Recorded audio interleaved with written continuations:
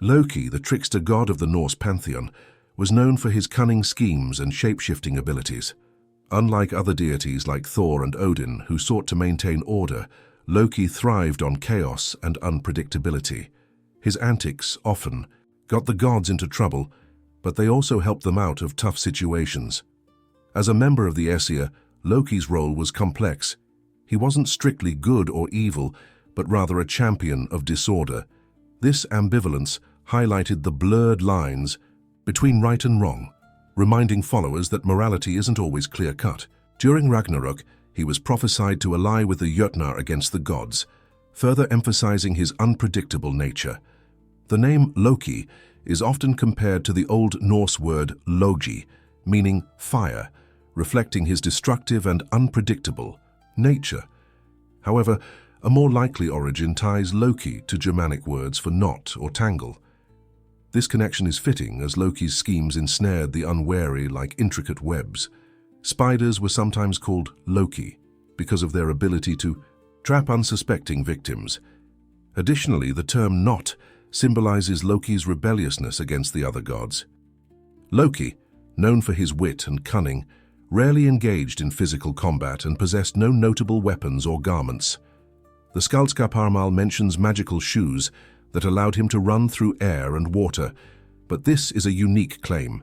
He did borrow Freya's falcon cloak briefly. Despite lacking personal items, Loki played a significant role in acquiring magical items for other gods. As the foremost shapeshifter among the gods, Loki transformed into various beings, including a salmon, flea, fly, and mare.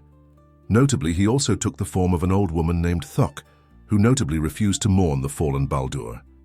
Loki was the son of Farbauti, a Jötun whose name means cruel striker, and his mother was Laufey, also known as Nal.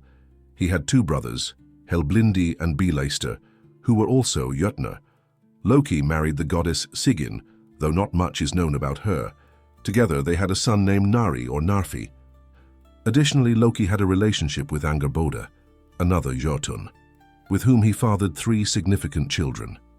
Hel, who governs the underworld known as Hel, Jörmungandr, the sea serpent destined to oppose Thor, and Fenrir, the giant.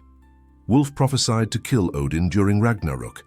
Remarkably, Loki also gave birth to a child on his own. While in the form of a mare, he was impregnated by a stallion named Svadilfari, and later gave birth to Sleipnir, the eight-legged horse who became Odin's beloved mount. Loki's introduction to Norse mythology came later than many other figures, and his origins are somewhat unclear. In the earliest poetic texts, like the Grimnismal, which dates back to the 8th century, Loki is notably absent.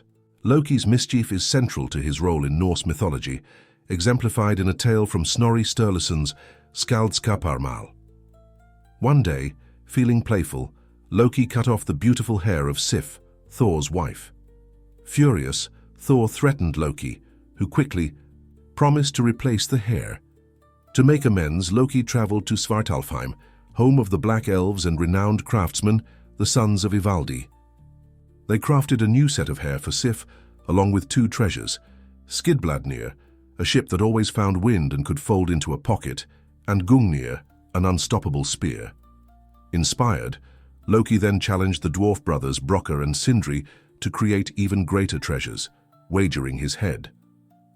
To distract them, he transformed into a fly and bit them, but they remained focused and produced three masterworks: Gullinbursti, a glowing boar; Draupnir, a ring that produced 8 more rings every 9th night; and Mjolnir, Thor's legendary war hammer.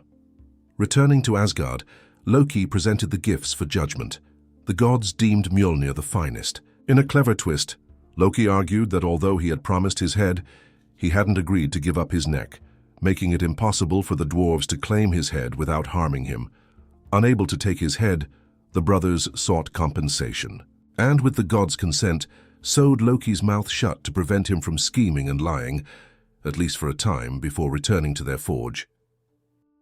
In the Thrymskvida, from the Poetic Edda, Loki plays a crucial role when Thor discovers that his hammer, Mjolnir, is missing. Loki offers to help and borrows Freya's falcon cloak to fly to Jotunheimr, where he learns that Thrym, the Jotuna, king has stolen the hammer and demands Freya's hand in marriage for its return. Loki informs the gods, prompting Heimdall to suggest that Thor disguise himself as Freya to reclaim the hammer. Though Thor hesitates, Loki convinces him of the urgency. The gods dress Thor in bridal attire, with Loki posing as his maid. In Jotunheimer, Thrym welcomes them, and Thor in disguise consumes a vast feast. When Thrym questions his bride's odd behavior, Loki provides excuses about Freya's fasting. Finally, when Thrym brings out Mjolnir to bless the marriage, Thor reveals himself, seizes the hammer, and defeats Thrym and his party. Loki, the master shapeshifter, used his abilities dramatically in the Gylfaginning of the prose Edda.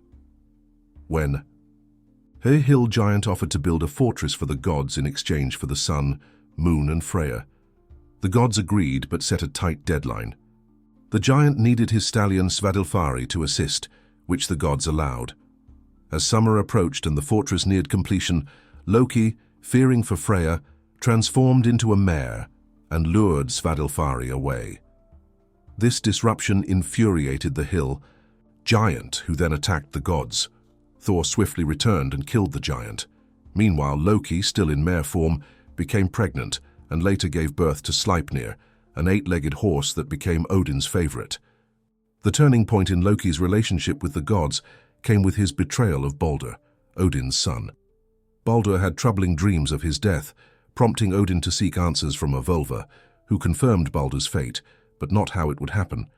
In her worry, Frigg made everything pledge not to harm Baldur, except for mistletoe, which she deemed harmless. Learning this, Loki crafted a spear from mistletoe and gave it to Hoder, Baldur's blind brother, urging him to throw it as a joke. Unaware of the spear's danger, Hoder complied, killing Baldur. In retaliation, Odin had a child with the giantess Rindr, named Vali, who grew quickly and avenged Baldur by killing Hoder. Loki faced a harsher punishment. He was bound to rocks with his son's entrails and tormented by a venomous snake, causing agony until Ragnarok. During Ragnarok, Loki was prophesied to be released and would fight alongside the Jotnar against the gods. His children, Jörmungandr and Fenrir, would also play significant roles in the destruction of the gods. Ultimately, Loki would turn into a seal and battle Heimdall, with both destined to perish. And that concludes our deep dive into the cunning and chaotic world of Loki. If you enjoyed this exploration of one of Norse mythology's most intriguing figures, be sure to check out our Viking lore playlist for more tales from the sagas. Don't forget to like, subscribe, and join us next time here at the Chronicles of the World.